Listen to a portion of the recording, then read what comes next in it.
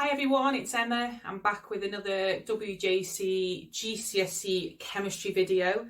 Now this video is on smart materials. I've taught Edexcel spec before and this is not in the Edexcel spec. I've looked at the AQA spec and this information, you don't need to know this if you're doing AQA. So this is, I think, this is mainly just for the WJEC specifically, and it's called smart materials. You don't need to, it's more of a memory game really, remembering this. There's not too much science to it. So if you're one of these people that don't get science naturally, this might be where you could pick marks up. I've seen a 6-mark question on this. I've seen loads of different questions on it really. First thing, you need to know the definition of a smart material. So a smart material is a material, something that changes reversibly when you change the conditions it's in. For example, if you heat it up, if you put it in the sunlight, things like that. So that is the definition of it. But it changes back when the temperature cools down, for instance. So I'll give you some examples and we'll go over the things. So the first one I want you to know about, and I'm hoping that I can sort of edit this video where I can get the name of the type of smart material at the bottom and maybe some pictures. So the first one I'm going to look at are thermochromic pigments. Sorry, thermochromic pigments. And if a material contains thermochromic pigments, that material could change colour, for instance, when you change the temperature it's in. For instance, baby thermometers, right? You can put them on your forehead or on a baby's forehead and they show you whether the temperature of the baby, and that's because there's thermochromic pigments in it. Or have you ever seen baby spoons that change colour when you put them in hot food? That's because there are thermochromic pigments and they actually help in life. They show them, oh, baby food's too hot, I need to wait for it to cool down. And there are, what other examples are there? There's so many different examples. So if you see something, oh, you know, like a mug, and you make a cup of tea in it and the picture changes on the mug, and then when the tea's not in it, the picture goes back to what it originally was, that is thermochromic pigments.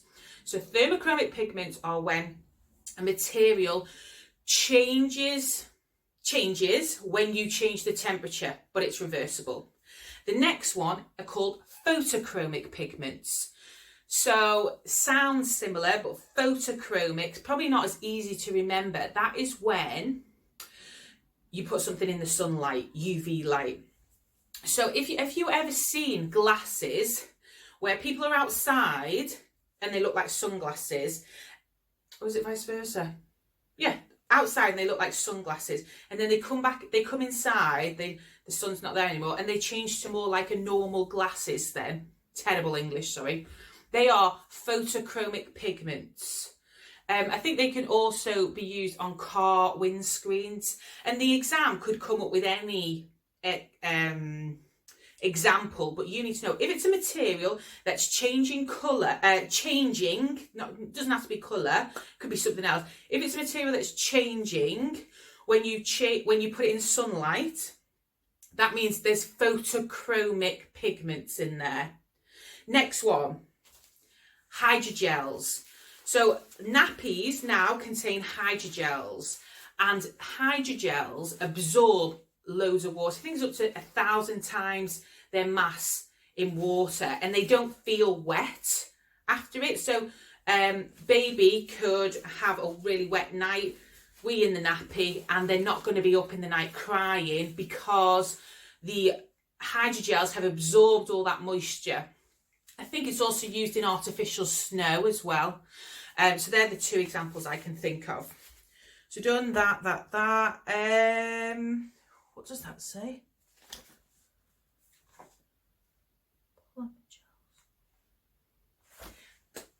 Polymer gels. Oh, in this revision guide, they're calling hydrogels polymer gels. I would say that the spec uses the word hydrogel, polymer gel. If you're not sure of the word polymer, it means plastic. So the last two, and I'm going to speak about them together, are shape memory.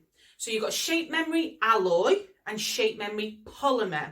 You need to remember that an alloy is like a metal and a polymer is a plastic. So if you look at something, you should be able to tell. If there's a picture in your exam, you should be able to tell whether it's plastic-ish or metal. So shape memory alloy, shape memory polymer. They do the same thing, but they're a different material. And what they do is they can be a certain shape. You can then change the shape of it, and then you heat the material up and it regains its original shape. So examples of shape memory polymers are things like gum shields, and examples of shape memory alloys are braces, alloys, metals. So if I was to have a piece of wire that was made of shape memory alloy and I bent it all out of shape, if I threw it in some hot water, it would just ping back to its original shape.